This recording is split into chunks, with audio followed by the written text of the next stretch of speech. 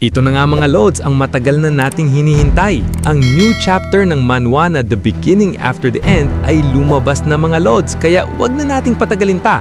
Let's go! Sa pagsisimula ng chapter mga Lods, si Sylvie ay papaalis na at nagpapalam kina Arthur at Tessia. Habang nakatayo sina Arthur ay kumaway pabalik din sila kay Sylvie, nakangiti si Tessia at sinabi niyang see you later Sylvie. Habang naglalakad papalayo si Sylvie ay sinabi niya kay Arthur via telekinesis na mag-enjoy at magpapasaya lang si Arthur habang kasama niya si Tessia, at wag mo nang isipin ang mga bagay na bumabagabag sa kanya sa ngayon. At ang mukhang papaldo si Arthur mga Lods. Tama ba? Bumalik kila Tessia na sabi niya kay Arthur na napapansin niyang basic lang kay Sylvie i-maintain ang human form at nakakabilib siya, di ba Arthur? Sumagot si Arthur sa isang napakagaang ngiti si Arthur habang nagsasalita si Tessia. Bahagyang lumingon si Tessia kay Arthur na may exciting na tingin habang sinasabi na ano Tara. Arthur, may masayang tingin si Arthur at sinabing sige Tara Princess Tessia mauna ka. Habang may nasasayahang ngiti si Tessia ay lumakad nan sila. Habang naglalakad ay nakarating sila sa palengke ng wall, at siisipan ni Arthur na matagal na din mula nung naglakad-lakad kami ni Tessia. Sa harapan nila Arthur ay binati ng isang merchant si Tessia nang nakakagulat naman ang iyong pagbisita dito sa Wallhead Tessia. Pasensya na at ngayong araw ay sarado kami, pero kung babalik ka ulit baka bukas masikakatuwa namin na pumunta ka muli sa aming stall Head Tessia. Tumugon naman ng magalang si Tessia, walang problema, pupunta ako dito kapag natapos na ang labanan at siguraduhin mong tatabin mo ako ng mga fish snacks ha. Sa isipan naman ni Arthur na sana walang labanan na lang na magaganap laban sa thousands of monstrous beasts na mangyayari sa susunod na araw. At biglang may batang tumatakbo patungo kila Arthur nang masaya at sinisigaw ang pangalan ni Tessia ng Head Tessia, Head Tessia.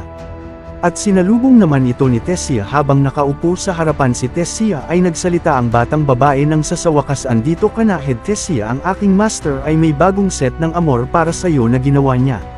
Sa gilid nila Tessia at batang babae ay nakatayo lamang si Arthur at may iniisip na napaka-rare ng feeling na ito. Hindi ko na maalala kung kailan ko na naramdaman ang ganitong pakiramdam na ganito kagaan, mga ilan taon na din. Hinawakan ni Tessia ang ulo ng batang babae at sinabing sabihin mo sa iyong master na si Senador Yer na bibisita ako mamayang gabi sa kanya, at maraming salamat sa mensaheng iyong ibinatid sa akin Nat. At si Nat ay sumaludo nagbigay galang sa harapan ni Tessia. Sa isipan naman ni Arthur na sa unang pagkakataon at kahit saglit lang ay ang mga isipin ko na responsibilities ko bilang Lance at General ay hindi ko priority sa ngayon. Habang papalayong tumatakbo si Nat, kumakaway naman sina Tessia at Arthur. Dagdag pa niya sa nauna niyang sinabi na ang mga roles na aking tinanggap ay para sa ikakabuti din ng dekaden, ngunit paunti-unting binabalik naman ako ng mga ginagawa ko ngayon sa dating ako sa nakaraan kong buhay. Pero ngayon, ang kinaiba ay sa buhay ko sa mundong ito ay may mga taong tunay akong prenoprotektahan. At dahil dito mas lalong nahihirapan na sa kalagayan ko ngayon. At habang binabanggit ito ay napatingin na nga lamang si Arthur. At habang tumitingin siya kay Tessia habang sinasabi ito sa kanyang isipan, si Tessia naman ay makikita natin na nanggigigil kay Nat sa cuteness nitong dala. Napatingin ng bahagya si Tessia kay Arthur at napatanong ng may problema ba Arthur? At kanina ka pa sa akin nakatitig par abang ngayon mo lang napagtanto na gaano kaganda ang iyong childhood best friend. Bumaling ng tingin si Arthur kay Tessia at sinabi na mukhang ganun na nga, tama ka. At na-shock na nga lamang si Tessia sa narinig, kitang-kita nyo naman mga Lods na nag-blush si Tessia, kinilig yarn, sa isipan naman ni Arthur na mukhang mas dapat ko pang ayusin ang pananalita ko para walang problema. Napabilang na nga lamang sa ibang tingin si Tessia na nahihiya pa din at sinabi na mabuti at mukhang alam mo na ngayon Arthur. Sa isipan naman ni Arthur na kung gusto kong manatili silang ligtas at buhay dapat kong galingan pa. Habang napapakamot na nga lamang si Arthur sa ulo habang ngumingiti ay niyaya naman siya ni Tessia na pumunta sa isang lugar na gustong-gusto niyang puntahan matagal na at mukhang open pa naman ito hanggang sa ngayon, at nag-blue blush naman si Tessia habang sinasabi ito kay Arthur. At habang sa gitna ng palengke ay hinayla niya itong si Arthur papunta doon sa lugar na tinutukoy ni Tessia. Si Arthur naman ay napapatawa na nga lamang sa pinaggagawa ni Tessia sa kanya. Pagkadating nila sa lugar na tinutukoy ni Tessia ay makikita natin na sa ihaw-ihaw sila pumunta Baka tusok-tusok na sunod ham. Anyways mga lods, sarap naman si Tessia habang kumakain ng inihaw na pagkain at winika niyang mas masarap talaga itong pagkain na ito kisa dun sa pagkain sa Zyrus, hindi ba Arthur? At nagkaroon ng sweet moment si Arthur at Tessia, ay sana all na lang may ka-sweet moments mga lods. Pinunasan ni Arthur sa pisngi si Tessia, ay shit naman oh.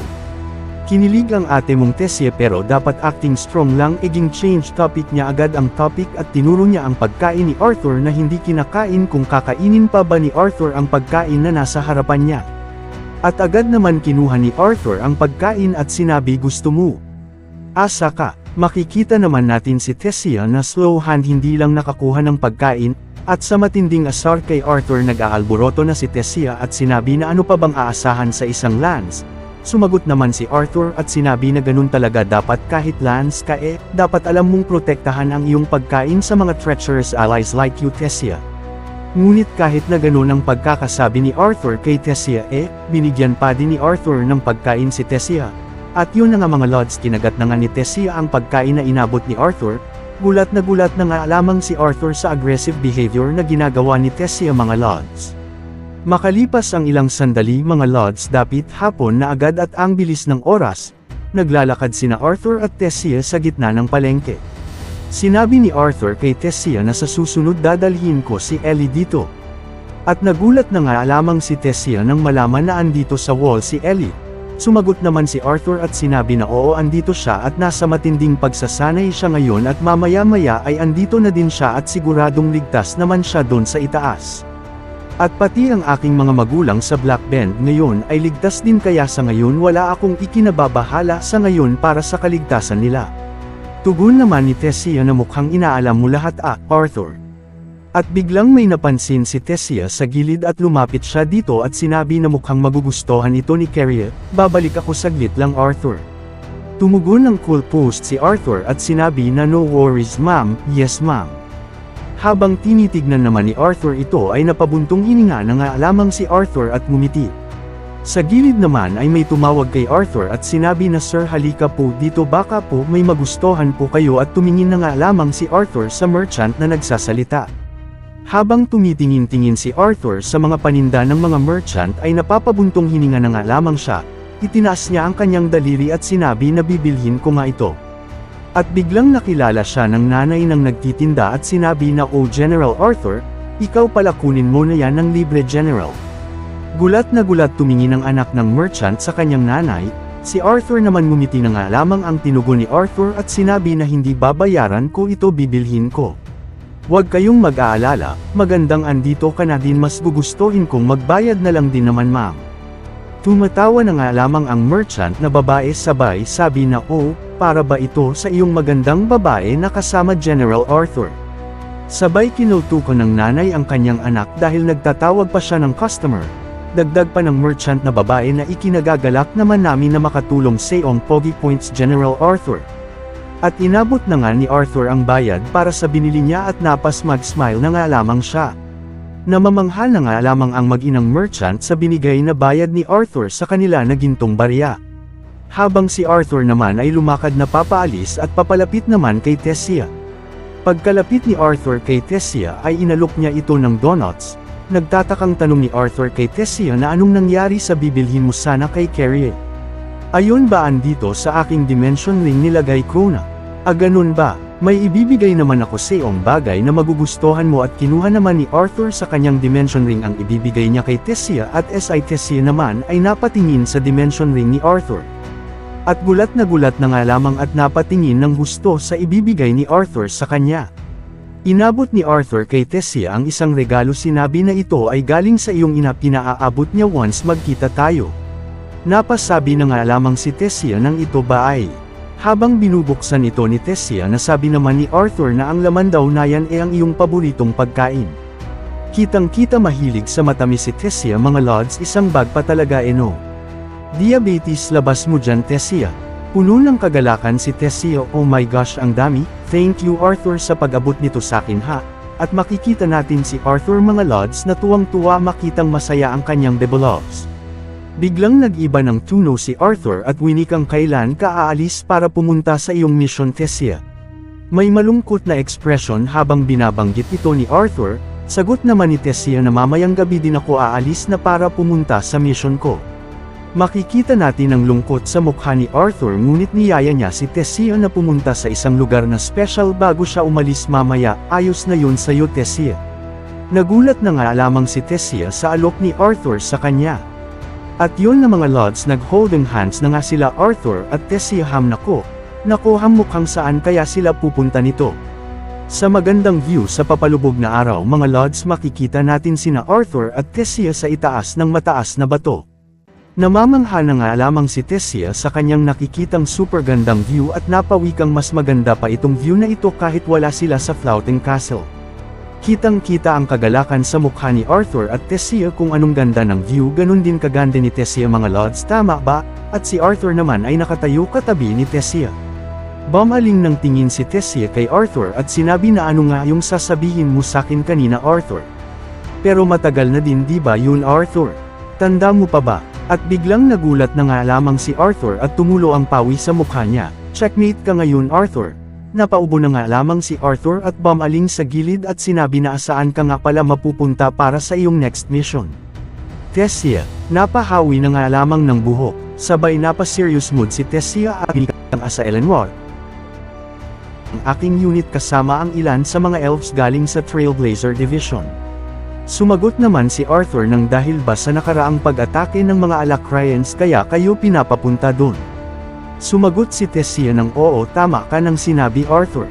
Umupo si Tessia sa talampas at pinagpatuloy ang kanyang sinasabi kay Arthur, si Captain Jesmia ay nagbibigay ng suporta since ang aming scouts ay kinumpirma na ilan sa mga Alacraeans ay mga Alacraean stragglers na namataan sa loob ng kagubatan. Tugon naman ni Arthur na ang captain niyo ay may mahirap na pagpipilian lalo na kung ang ma-encounter nila ay ang mga beast horde. Umupo si Arthur sa tabi ni Tessia at pinagpapatuloy ang sinasabi na mabuti naman hindi ka dito pinapunta para lumaban sa nalalapit na paglusob ng mga beast mutant sa susunod na araw. Tugon naman ni Tessia na dun ka natalo kasi wala ako sa tabi mo na kahit wala ako sa kalingkingan ng lance tulad mo pero nakaraan lang broke through na ako sa mid-silver stage ng aking core. Meho nagulat si Arthur sa narinig at sinabing mabuti kung ganun Tessia congratulations sa'yo. Tumingin si Tessia sa kanya at sinabi na I wonder ang isang malakas na general na tulad mo Arthur, ay mas bata ka pa pala kisa sakin. Pero nagsisimula na naman sakin na I treat ako ng tila hindi ko kaya alagaan ang aking sarili. Sumagot naman si Arthur sa sinabi ni Tessia na alam ko naman kaya mo ang iyong sarili pero sakin lang pasensya na sa mga nasabi ko sayo na mga words ay minasama mo. Napakamoy na nga lamang si Arthur sa pisngi at winikang sa pagmanga oras na ito napapansin ko na malaki ang pinagbago mo Tessia. Napatingin na nga lamang si Tessia kay Arthur at namumula sabay winikang ano ba yang sinabi mo sakin compliment ba yan o insulto Arthur? Sumagot naman si Arthur ng I mean ang iyong aura ay totally nag-iba na ngayon hindi na tulad ng dati.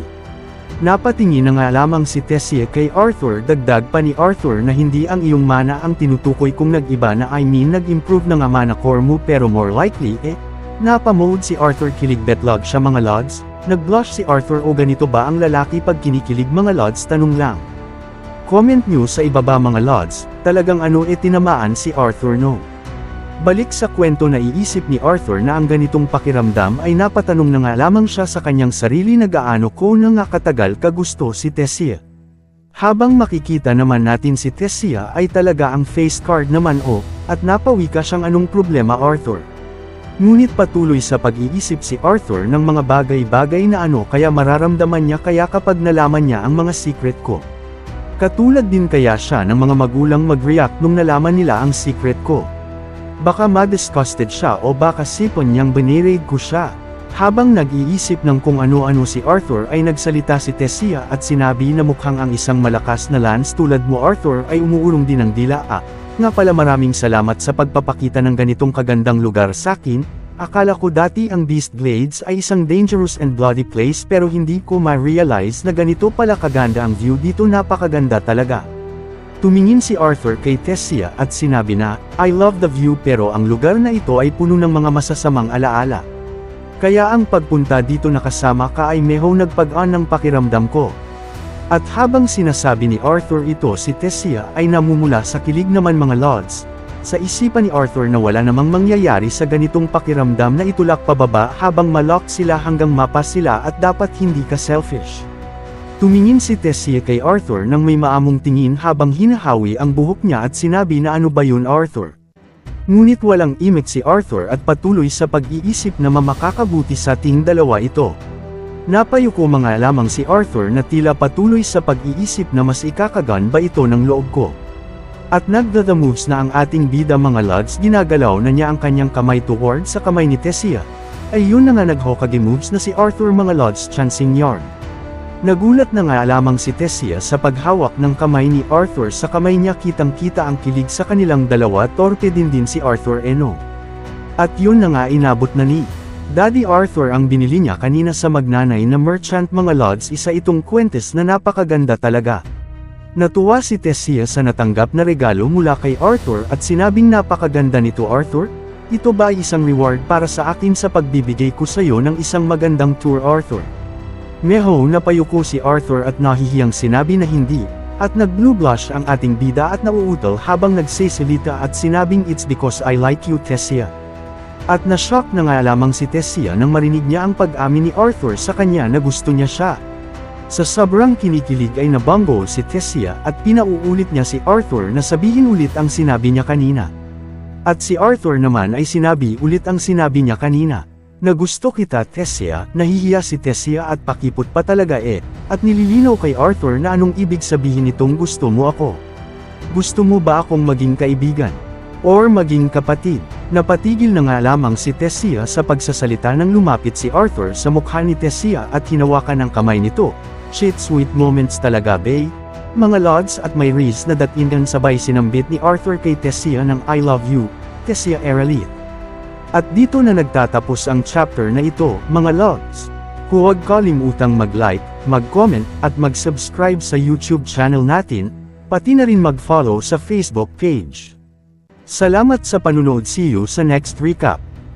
Kung nagustuhan mo ang mga video na ito ka-T-Recap, don't forget to leave a like and subscribe, at i-hit mo na rin ang notification bell para updated ka sa mga bago pa natin mga video. Salamat at maasim na araw.